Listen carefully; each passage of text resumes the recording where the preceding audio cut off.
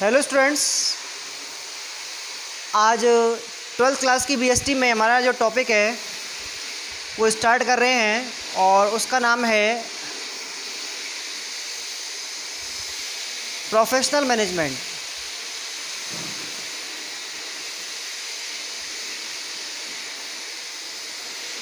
कल मैंने आपको डिस्कस किया था कि किस तरह से आपका जो प्रोफेशन होता है वो मैनेजमेंट में भी आता है, यानी कि मैनेजमेंट क्या हो गया, अपने आप में एक प्रोफेशन हो गया।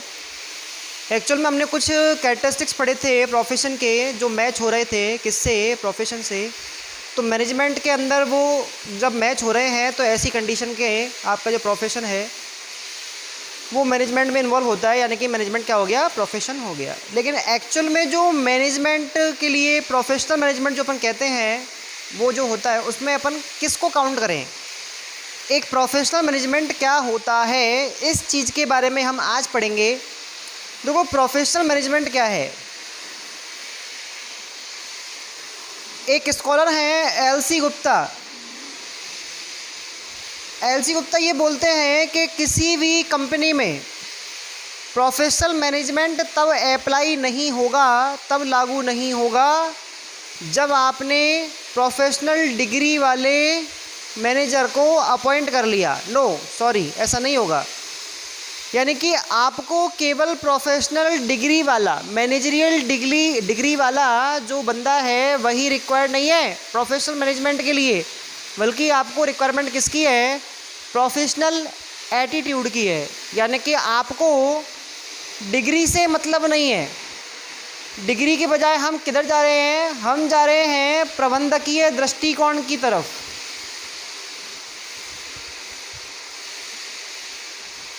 यानी कि आज का जो मैनेजर है अगर वो केवल डिग्री होल्डर है और वो मैनेजरियल स्किल्स में इतना ज़्यादा एक्सपर्ट नहीं है बिल्कुल, और उसका जो एटीट्यूड है वो इतना बढ़िया नहीं है, मैनेजमेंट को लेके पॉजिटिव नहीं है, वो न्यू मैनेजरियल या साइंटिफिक जो आइडियाज़ हैं, जो पॉलिसीज़ हैं उनको अप्लाई नहीं करता, टेक्निक्स को यूज़ नहीं करता, तो वो केवल एक डिग्री होल्डर है।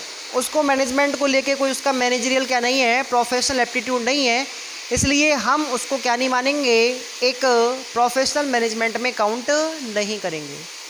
अब क्वेश्चन ये है कि अगर ये प्रोफेशनल एटीट्यूड अपन लेते हैं तो फिर आपके प्रोफेशनल मैनेजमेंट कैसा होगा।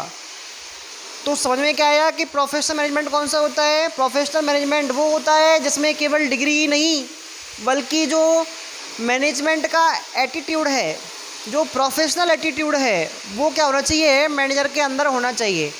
अब आप समझ चुके होंगे कि अगर मान लो किसी इंडिविजुअल में, किसी मैनेजर में प्रोफेशनल एटीट्यूड है तो प्रोफेशनल एटीट्यूड से वो कैसे काम करेगा। तो प्रोफेशनल एटीट्यूड से सबसे पहले वो काम करने वाला है कैसे,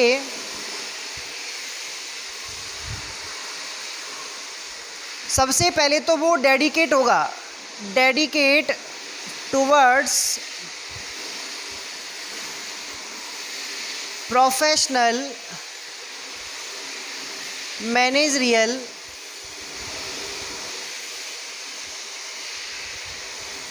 टेक्निक्स। एक्चुअल में जो आपका प्रोफेशनल मैनेजर होगा वो प्रोफेशनल मैनेजर हमेशा समर्पित होगा, डेडिकेट होगा किसके लिए, कि वो कंपनी के अंदर, अपने ऑर्गेनाइजेशन के अंदर प्रोफेशनल मैनेजमेंट टेक्निक्स को यूज़ करे। मतलब कि उसका हर काम किसी तरह के एक्सपीरियंस या इनसाइटनेस से रिलेटेड नहीं होगा, बल्कि वो होगा साइंटिफिक एंड प्रोफेशनल टेक्निक्स से रिलेटेड। यानी कि वो नए से नए आइडिया, नई से नई आपकी मैनेजमेंट की टेक्निक, नए से नए प्रिंसिपल्स में आपके चेंजेस करके, मॉडिफाई करके तब उनको यूज़ करेगा। उसका जो एम होगा वो केवल अपने ग्रुप को, अपने ऑर्गेनाइजेशन को ही बेनिफिट देना नहीं होगा, बल्कि वो सोसाइटी के फेवर के बारे में भी सोचेगा। क्लियर समझ में आ रहा है आपको। एक प्रोफेशनल मैनेजर जो होता है उसका जो एटीट्यूड होता है वो केवल पर्सनल नहीं होता कि वो अपने जो उसके इंटरेस्ट हैं, अपने जो हित हैं, केवल उन्हीं पर ध्यान देगा। सॉरी, वो पूरे ऑर्गेनाइजेशन और उस पॉलिसी से, उस डिसीजन से होने वाले सोसाइटी पे एडवर्स जो इफ़ेक्ट होंगे उन इफ़ेक्ट्स को ध्यान में रखकर भी क्या करेगा, काम करेगा।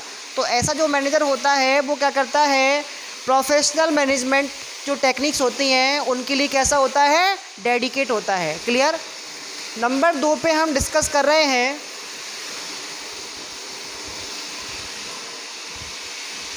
एप्लीकेशन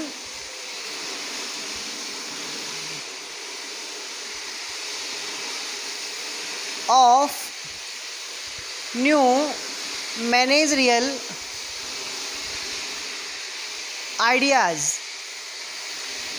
और टेक्निक्स।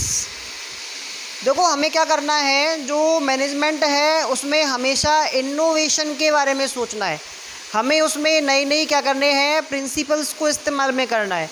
हमें उसमें नई नई टेक्निक्स को यूज़ करना है कि हम किस तरह से अपने मैनेजमेंट को ज़्यादा बेहतर बना सकते हैं। ऐसा नहीं है कि हमने मैनेजमेंट किया और हमने उसको एग्ज़ामिन नहीं किया कि उसके क्या रिजल्ट्स होने वाले हैं। सॉरी, आपको क्या करना है, आपको इन टेक्निक्स को इस तरह से यूज़ करना है कि आपका जो ऑर्गेनाइजेशन है उसमें कुछ नया हो और वो इन फ्यूचर क्या करे, ग्रोथ करे। कुल मिला के आपका जो एटीट्यूड है वो मैनेजमेंट को लेके कैसा है, प्रोफेशनल है। आप चाहते हो अपनी ही क्वालिटी में, अपनी कंपनी के मैनेजमेंट में डेवलपमेंट चाहते हो, आप ग्रोथ चाहते हो, और उस ग्रोथ के लिए अपन क्या कर रहे हैं, जो ट्रेडिशनल टेक्निक्स हैं उनकी जगह पे scientific techniques, new managerial techniques को यूज़ कर रहे हैं। क्लियर। नंबर 3 पे है आपका emphasise on team spirit.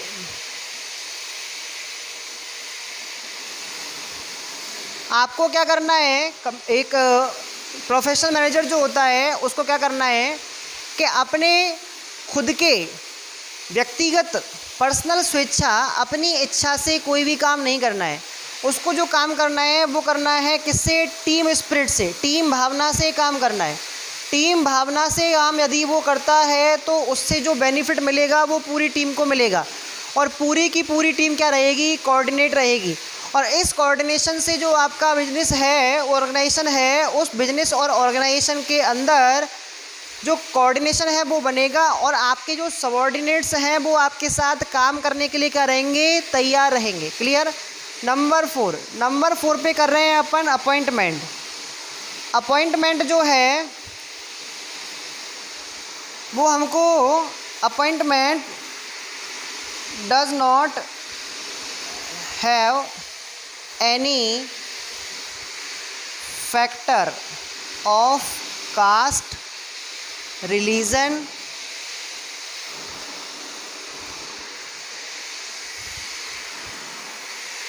but it focus on perfectness, skills and qualities। यानी कि आप अगर मान लो एक प्रोफेशनल मैनेजर हैं तो प्रोफेशनल मैनेजर कभी भी अपनी कंपनी में, अपने ग्रुप में, अपने ऑर्गेनाइजेशन में इस तरह के अपॉइंटमेंट नहीं करता जो बहुत सारे लोगों के बीच में कास्ट और रिलीजन को लेकर डिफरेंस बनाए, difference they.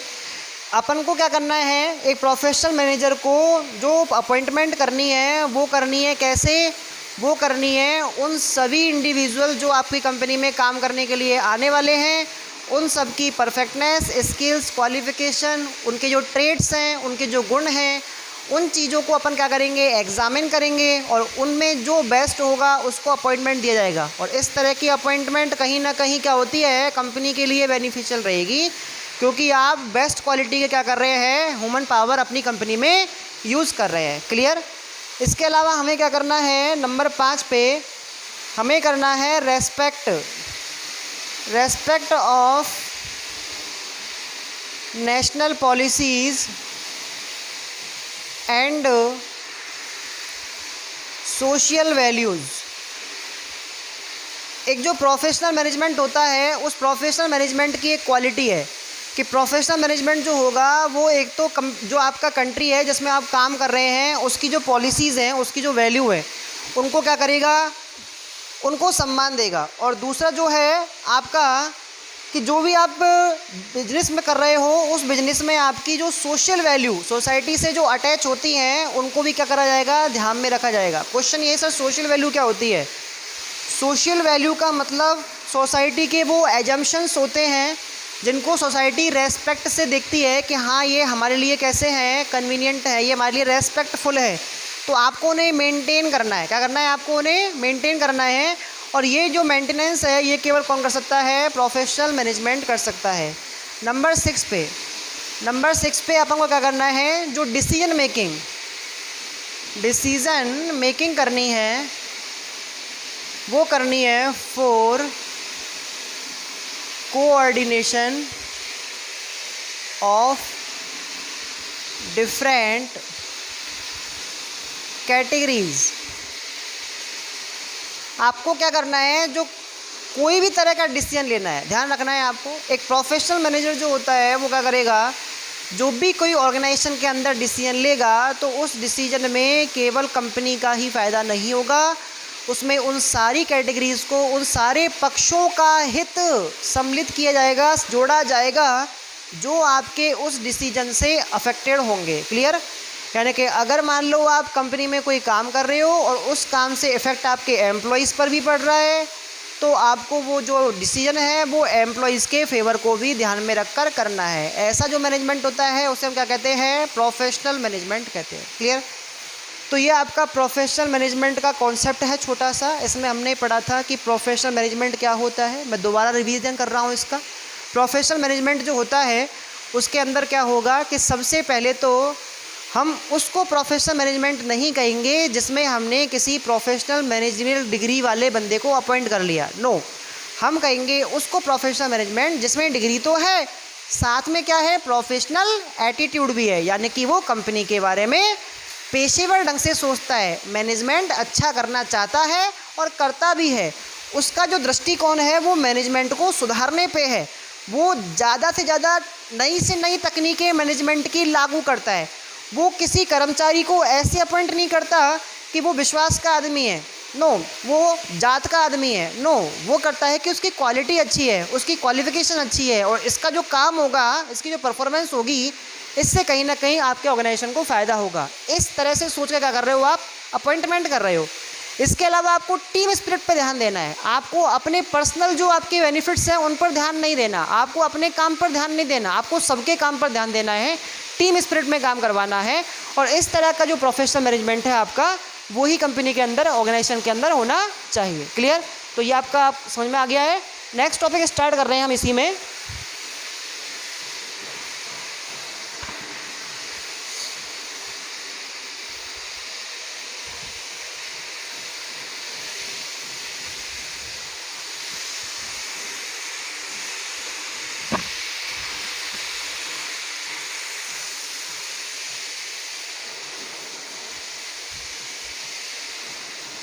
Universality of management, प्रबंध की सार्वभौमिकता।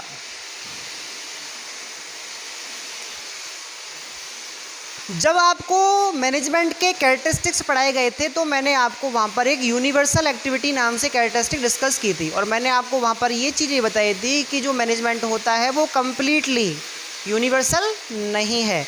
और उसके पीछे मैंने आपको बताया था कि आगे आपके कोर्स में आने वाला है, तो ये आ चुका है। यहाँ पर हम 2 टाइप के कॉन्सेप्ट पढ़ने वाले हैं।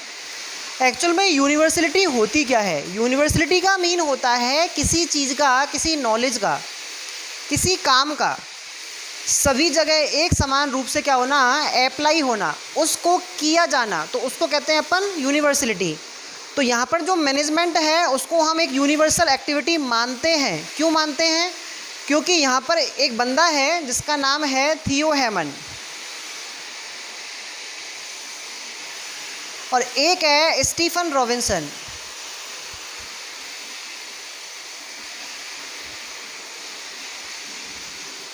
दो अलग अलग स्कॉलर्स हैं आपके।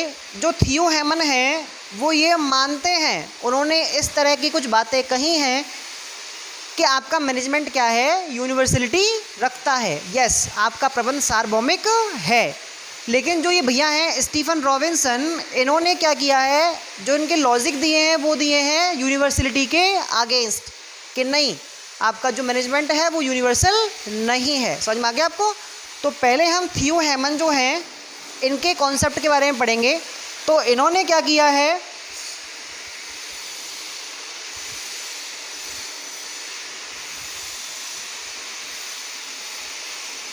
यूनिवर्सलिटी ऑफ मैनेजमेंट के फेवर में दो लॉजिक दिए हैं। दो लॉजिक कौन से दिए हैं? फर्स्ट ऑफ ऑल पहला लॉजिक दिया है कि जो मैनेजरियल फंक्शंस हैं, कैसे हैं मैनेजरियल फंक्शंस, और मैंने आपको डिस्कस किया था ये मैनेजरियल फंक्शंस हैं 5 मैंने आपको मेजर मैनेजरियल फंक्शंस बताए थे। तो ये जो मैनेजरियल फंक्शंस हैं ये सभी कंट्रीज़ में और सभी ऑर्गेनाइजेशंस में समान रूप से किए जाते हैं। बता देता हूँ मैं आपको, यानी कि जहाँ भी आपका क्या होगा, मैनेजमेंट होगा, वहाँ पर आपकी प्लानिंग होगी। ये तरीका अलग हो सकता है, वो मैटर नहीं करता, लेकिन प्लानिंग हो रही है, ठीक है। ऑर्गेनाइजिंग होता है, स्टाफिंग होता है, डायरेक्शन होता है एंड कंट्रोलिंग होता है। यानी कि पाँचों के पाँचों काम जहाँ कहीं भी मैनेजमेंट होगा वहाँ पर किए जाएंगे। तो आपका मैनेजमेंट कैसा हो गया? यूनिवर्सल। समझ में आ गया आपको? मैनेजमेंट यूनिवर्सल कैसे हुआ? क्योंकि जो ये मेन फंक्शन है मेजर आपके मैनेजमेंट के, ये पाँचों के पाँचों फंक्शन हर टाइप की कंट्री में, हर टाइप के ऑर्गेनाइजेशन में परफॉर्म किए जाते ही है, कंपलसरी, क्योंकि इनके बिना मैनेजमेंट होगा ही नहीं। तो ये कैसा हो गया? मैनेजमेंट यूनिवर्सल हो गया। क्लियर? तो ये तो थे इसके फंक्शन। और सेकंड बोला है थियो हेमन ने, क्या बोला है कि जो प्रिंसिपल्स हैं, principles of management are universal. तो प्रिंसिपल्स क्या होते हैं? प्रिंसिपल्स एक तरह के ट्रुथ्स हैं, इस तरह की बातें हैं जो आपको बताती हैं कि हाँ इस चीज़ को हमने ढेर सारी सिचुएशंस में अप्लाई करके देख लिया है और हर जगह रिजल्ट कैसे आए हैं? सेम आए हैं। तो वो चीज़ क्या बन जाती है? ट्रुथ बन जाती है, प्रिंसिपल बन जाती है। तो ऐसे ही ढेर सारे स्कॉलर्स ने मैनेजमेंट की अलग अलग प्रॉब्लम्स को सॉल्व करने के लिए कुछ सॉल्यूशन सुझाए, और वो सॉल्यूशन जो हैं उनको हमने हर ऑर्गेनाइजेशन में अलग अलग डालकर देखा, तो उनसे हमें सेम टाइप के क्या मिले? रिजल्ट मिले। तो उनको मान लिया गया कि ये क्या है? मैनेजमेंट के प्रिंसिपल्स हैं। तो जहाँ भी कोई भी मैनेजर मैनेजमेंट करेगा, उस मैनेजमेंट को करने के लिए वो इन प्रिंसिपल्स को ही क्या करते हैं? इस्तेमाल में लेते हैं। तो मैंने आपको बताया कि ये पाँचों के पाँचों फंक्शन हर जगह किए जाते हैं, और जहाँ भी मैनेजमेंट होगा वहाँ पर ये प्रिंसिपल्स भी यूज़ होंगे। तो ये इन दोनों चीज़ों को ध्यान में रखकर ऐसा लग रहा है कि मैनेजमेंट कैसा है आपका? यूनिवर्सल है। समझ में आ गया यहाँ तक? मैनेजमेंट कैसा है? यूनिवर्सल है। हाँ, लेकिन एक कंडीशन है। एक कंडीशन क्या है कि प्रिंसिपल्स तो हैं सेम, हर ऑर्गेनाइजेशन में काम करने के लिए उनको सेम यूज़ किया जाएगा, लेकिन उनको यूज़ करने का जो पैटर्न है वो चेंज किया जा सकता है। मैं ये नहीं कह रहा हूँ कि प्रिंसिपल्स यूज़ ही नहीं होंगे, नहीं, ऐसा नहीं है। प्रिंसिपल्स को इस्तेमाल किया जाएगा, क्योंकि इनसे गाइडेंस लेकर ही तो मैनेजर मैनेजमेंट करेगा। लेकिन समस्या ये है कि हर कंट्री, हर ऑर्गेनाइजेशन, हर इंस्टीट्यूट, हर कंपनी, इनकी क्या होती है? अलग अलग बिजनेस एनवायरनमेंट, अलग अलग ग्रुप, अलग अलग पॉलिसीज़ होती हैं, अलग अलग ऑब्जेक्टिव होते हैं। तो इन सारे प्रिंसिपल्स को जैसा का जैसा ही लागू करना पॉसिबल नहीं है। इनको उनकी जो सिचुएशन है, उनकी जो पॉलिसीज़ हैं, उनके जो ऑब्जेक्टिव्स हैं, उनको ध्यान में रखकर तोड़ मरोड़ कर काम में लिया जाता है। मैंने आपको बताया था इस बारे में कि जो मैनेजमेंट के प्रिंसिपल्स होते हैं वो कैसे होते हैं? फ्लेक्सिबल होते हैं, क्योंकि हम इसे इन एग्जैक्ट साइंस के अंदर काउंट करते हैं। इन एग्जैक्ट साइंस कौन सी होती है? जो एनवायरनमेंट से अफेक्टेड होती है, ह्यूमन बिहेवियर से अफेक्टेड होती है। क्लियर? तो वो चीज़ यहाँ पे है। तो जैसा मान लो किसी ग्रुप का ऑर्गेनाइजेशन है, जैसा वहाँ की सिचुएशन है, जैसे वहाँ के ऑब्जेक्टिव हैं, वहाँ के मैनेजर उन प्रिंसिपल्स को उसी टाइप से क्या करेंगे? यूज़ करेंगे।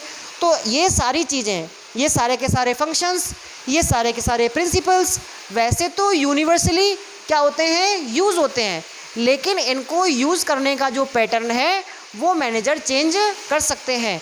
तो इन दोनों पॉइंट से आपको समझ में आ चुका है कि आपका जो मैनेजमेंट है वो कैसा है, यूनिवर्सल है। क्लियर। तो आज हमने 2 टॉपिक पढ़े, पहला पढ़ा प्रोफेशनल मैनेजमेंट और दूसरा पढ़ा यूनिवर्सिटी ऑफ मैनेजमेंट। इसके अंदर मैंने आपको अभी आज केवल फेवर के बारे में बताया है, कल हम स्टीफन रॉबिन्सन के अगेंस्ट वाले जो लॉजिक हैं उन पर चर्चा करेंगे। क्लियर। Thank you.